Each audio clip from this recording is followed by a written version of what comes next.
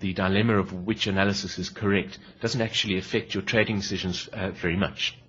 So that's something I've always enjoyed about Hurst cyclic theory. Okay, so let's speak for a moment about this default analysis. One of the things that has always worried me for a very long time about this analysis has to do with the shapes of the cycles. Now, those of you who've been coming to lots of these trader chats will probably chuckle when you hear me talk about the shapes of the cycles. It's my favorite topic when it comes to cycles in the market.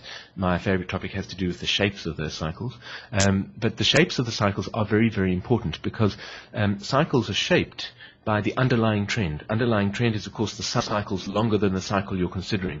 So I would like to consider the 6 18-month cycles that we can see on this chart. Okay, 18-month cycles are, of course, the yellow-colored cycle, and we can see 6 of them. So let's have a look at the shape of this first cycle, and I'm going to draw very simplified cycle shapes so that I can make my point, and I'm going to draw it either above or below the price action so I don't make a big mess of the chart. The first 18-month cycle went up to a peak there and then came down to a peak there. Okay, that was the shape of that cycle, if you like. What do I mean by the shape? Well, the peak occurred late in the cycle. Okay, about halfway through the cycle was over here, so the peak occurred late. All right.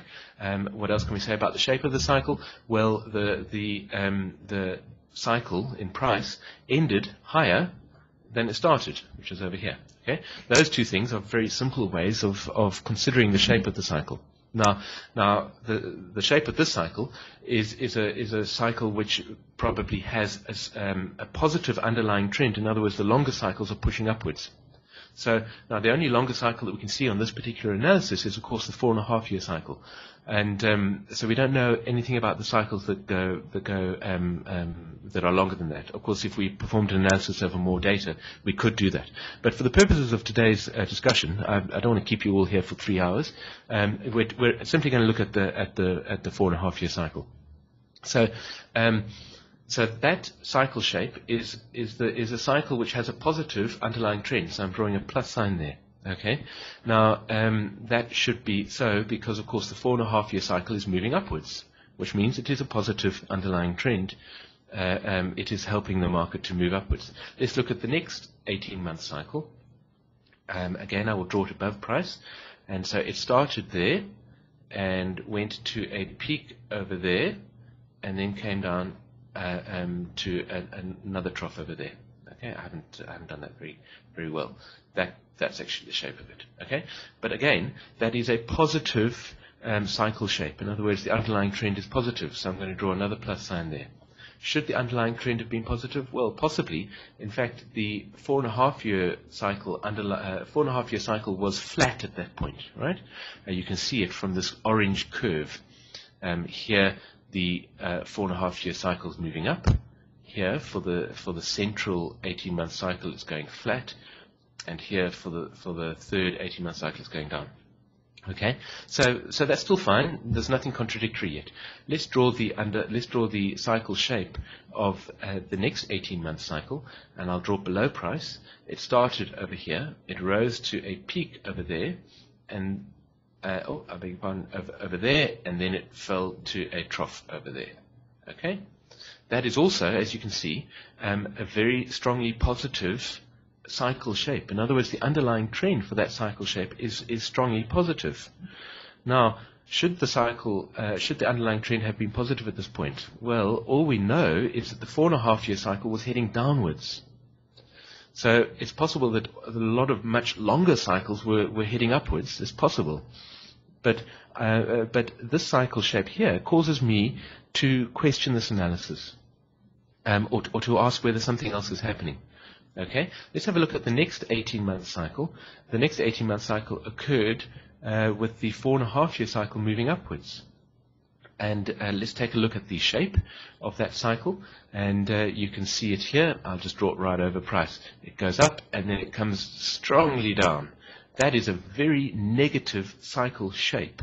Okay, So the question that I started asking myself in 2009 and to some extent in late 2008 is what is actually going on? Because if this was a trough of the 4.5-year cycle, then the underlying trend should be positive, it should be up, it shouldn't be strongly negative. So this is a contradiction for, to my mind, in this analysis. Okay, let me turn this off.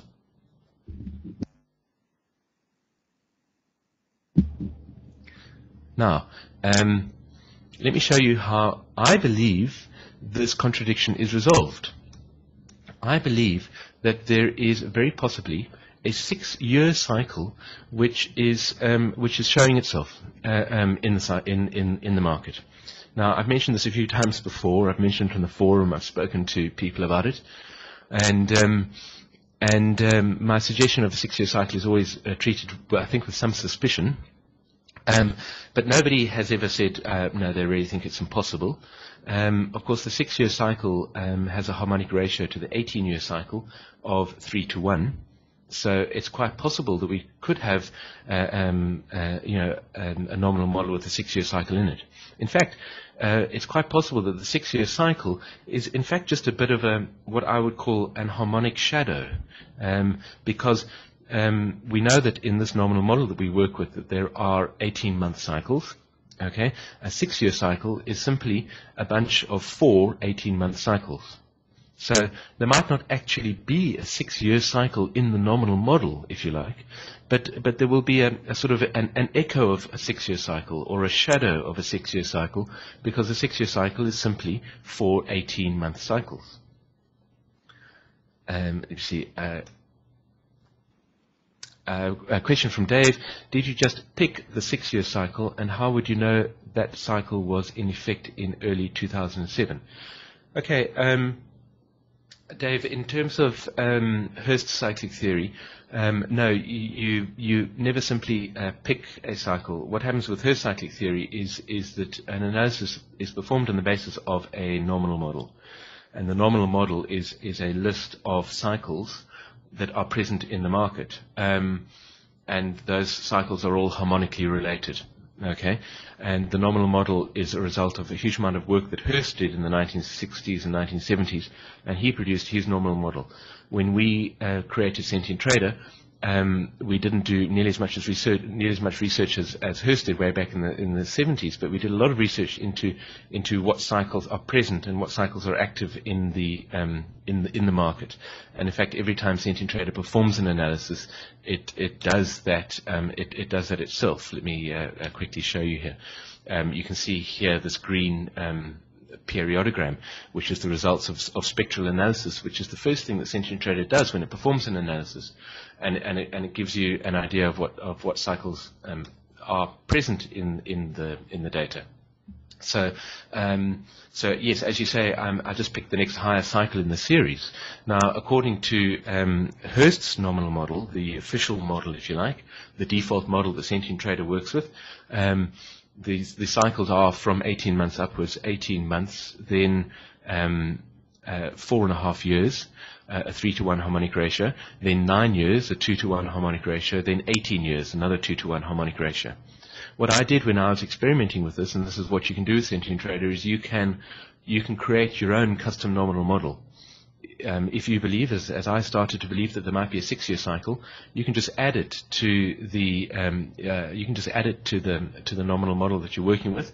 You can perform an analysis with that nominal model, and it will include it. The only rule is that, of course, they need to be harmonically related. So here you can see I've got Sentient Trader to perform an analysis with a nominal model that has all the same cycles that Hurst had, but I've added in the 6-year cycle. Okay, which is harmonically related to the 18-year cycle, as I mentioned earlier, harmonic ratio of 3:1, and is, of course, harmonically related to the 18-month cycle, harmonic ratio of 4:1. Okay, great. So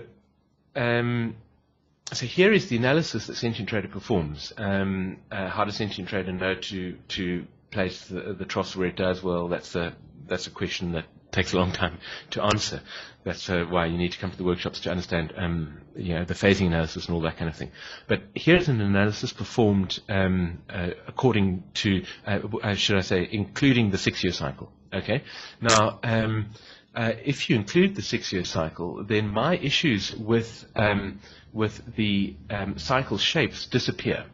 Let me demonstrate to you. The big problem was this cycle shape over here, where the cycle went up, formed a peak very early, came down, and then formed a much lower trough. That's a very negative cycle shape. Now, why might the cycle shape have been very negative? What is the underlying trend? Well, the 4.5-year cycle is moving up, probably, and the 6-year cycle is coming down. Okay.